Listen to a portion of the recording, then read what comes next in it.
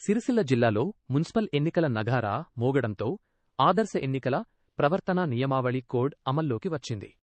Notification వెలువడిన క్షణం నుంచే నిబంధనలు వర్తిస్తాయని అదనపు ఎస్పీ చంద్రయ్య స్పష్టం చేశారు.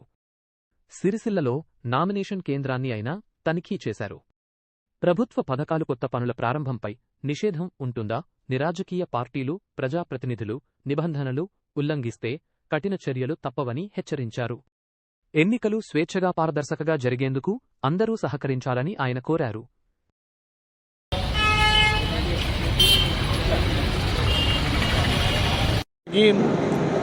మనకు అర్బన్ లోకల్ బాడీ సంబంధించినటువంటి ఎలక్షన్ కోడ్ అనౌన్స్ అయిపోయినది.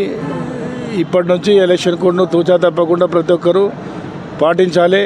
తర్వాత రేపు మున్సిపాలిటీలో మార్నింగ్ ఎలక్షన్ సంబంధించినటువంటి ప్రాసెస్ స్టార్ట్ అవుతుంది. అందులో భాగంగా నామినేషన్లు కూడా స్వీకరించడం జరుగుతున్నది.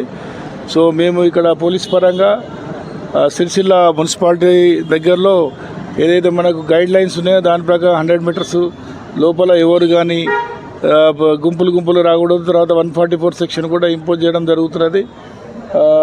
ఈ చుట్టుపక్కలటువంటి షాప్ వాళ్ళకు కూడా ఎలాంటి ఇన్కన్వీనియంట్ కలగకుండా కూడా మేము వాళ్ళకి పర్సనల్గా చెప్పడం జరుగుతుంది. ఏంటంటే వాళ్ళ దగ్గర వచ్చిన వ్యాపారస్తులు, వ్యాపారం గురించి వచ్చిన కస్టమర్స్ తప్ప వేరే వాళ్ళు ఎవరిని కూడా వాళ్ళు దగ్గర పెట్టుకోవద్దు. మార్నింగ్ 10 o'clock నుంచి ఈవినింగ్ 5 వరకు ఎవరిని కూడా ఈ ఏరియాలో మేము అలో చేయము.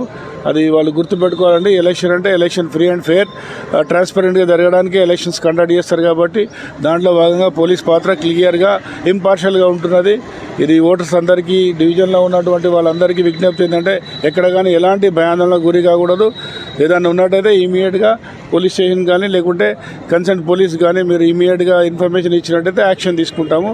As per the election guidelines ప్రతి ఒక్కరు కూడా తూచా తప్పకుండా పాటించాలి. Thank you.